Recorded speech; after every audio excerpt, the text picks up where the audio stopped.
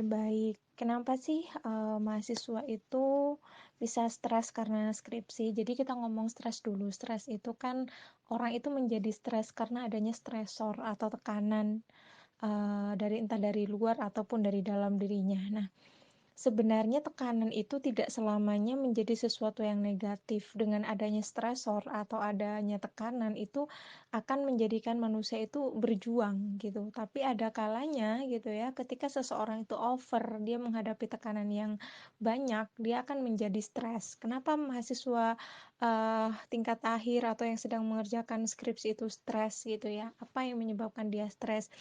Yang pertama saya akan bagi faktor penyebabnya menjadi 2 dulu. Yang pertama dari internalnya dia, dari dalam dirinya dia itu berkenaan dengan karena, bisa jadi kemampuan dia menyelesaikan masalah itu kurang bagus, atau dia tidak memiliki keterampilan untuk, menyelesaikan masalah dengan tepat sehingga menjadi stres. Yang kedua, dia bisa jadi tidak memiliki stress management atau cara mengelola stres yang benar, cara mengelola tekanan yang benar, seperti bagaimana ketika misalnya mengalami penolakan pembuatan judul, ketika dia keterbatasan dalam referensi, kurang bisa untuk berkata-kata atau membuat narasi dalam skripsi dan lain sebagainya. Kemudian yang, dari internal lagi biasanya strategi coping stresnya atau cara dia menghadapi stres. Kadangkala mahasiswa itu menghadapi stres itu dengan cara yang tidak tepat. Misalnya, ketika dia mendapatkan tekanan, harus revisi misalnya dari dosennya, dia akan cenderung menghindar, dia udah dibiarkan, nggak ngurus, dia nggak megang skripsinya sama sekali, pokoknya nggak ngapa-ngapain, nggak produktif sama sekali selama menghabiskan sekian banyak waktu. Nah ini kan cara atau strategi coping stres atau penyelesaian stres yang kurang tepat. Sehingga kan nggak selesai, udah dia tinggalkan sekian waktu yang harusnya dia bisa gunakan untuk mencari referensi lain, akhirnya terbuang sia-sia. Bukan berarti kita itu harus habis ada tekanan kita langsung kerja lagi, boleh kita me time, boleh kita menyalurkan hobi, boleh kita berdiskusi, boleh sekedar bermain, boleh.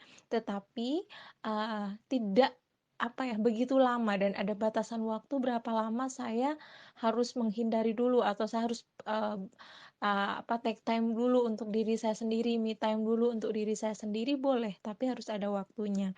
Kemudian kalau dari eksternal, kenapa sih? Kalau itu kan dari dalam dirinya gitu ya, itu secara umum biasanya yang saya lihat atau yang saya temukan di dalam mahasiswa itu seperti itu.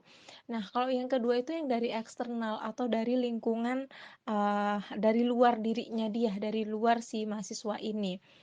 Nah, karena mahasiswa itu kan sudah rata-rata dia, jauh gitu ya dari keluarga gitu ya, atau mungkin, lebih banyak menghabiskan waktu dengan teman-teman, sebayanya gitu.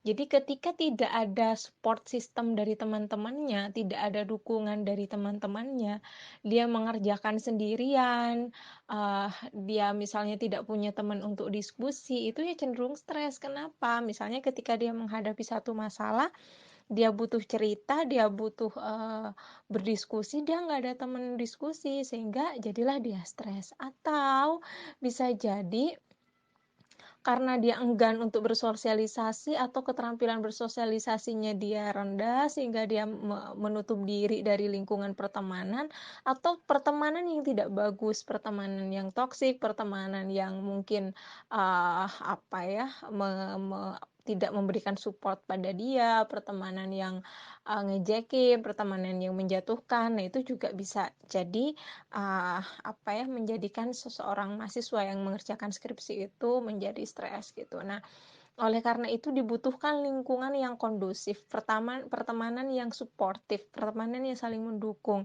Karena ketika seseorang itu berada dalam satu tekanan, ketika dia sedang cemas, ketika dia merasa tertekan, ketika dia mendapatkan masalah ya. Manusia itu kan fitrahnya makhluk sosial, dia butuh untuk berelasi, dia butuh berafiliasi dengan orang lain, terutama mereka yang senasib sepenanggungan lah ibaratnya ya, sesama mengerjakan skripsinya gitu. Nah, Semakin lama, ini kadang pada mahasiswa yang sudah tingkat akhir-akhir banget itu kan, dia kehilangan banyak teman-temannya mungkin sudah lulus. Ini bisa menambah gairah dia untuk menyelesaikan skripsi menjadi menurun gitu, sehingga dia semakin tertekan dan lain sebagainya gitu.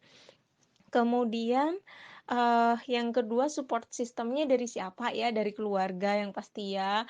Nah, kalau dari keluarga kan biasanya keluarga itu akan memberikan semangat dengan cara, mmm kapan nih selesai gitu. Jadi sebenarnya tidak perlu untuk seperti itu gitu ya, karena ditanya kapan itu bukan sesuatu yang menyenangkan gitu kan, lebih baik diberikan support apa yang kira-kira dibantu, ada yang mau cerita apa, ada keluh kesah apa yang dihadapi, apa yang menjadi problemnya gitu.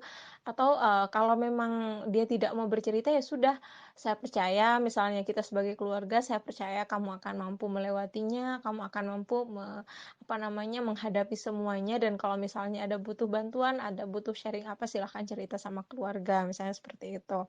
Nah, kemudian support system yang lainnya dari dosen gitu ya, dari dosen pembimbing gitu. Ini juga menjadi sesuatu yang, apa ya, salah satu faktor menurut saya ya. Jadi bagaimana ke gaya komunikasi dari seorang dosen pembimbing itu ya, setiap orang punya punya caranya sendirilah dalam membimbing, tapi, ketika proses bimbingan itu terjadi dengan sehat gitu ya, karena kan kita tidak tahu nih setiap mahasiswa tuh punya masalah apa aja.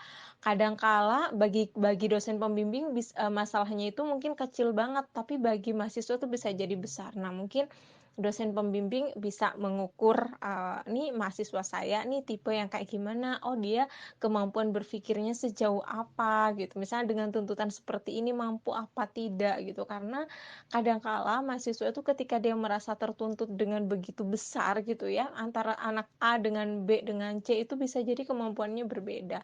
Sehingga support system, cara perlakuan, cara komunikasi, gaya bimbingan itu akan menentukan bagaimana tingkat stres atau tekanan yang akan dirasakan oleh mahasiswa dan apapun itu semua gitu ya, stres itu dibutuhkan kok dalam dalam kejadian, dalam porsi tertentu dibutuhkan. Jadi tekanan itu dibutuhkan, oleh manusia untuk dia berubah, untuk dia, mengeluarkan diri terbaiknya, kayak gitu. Mungkin seperti itu.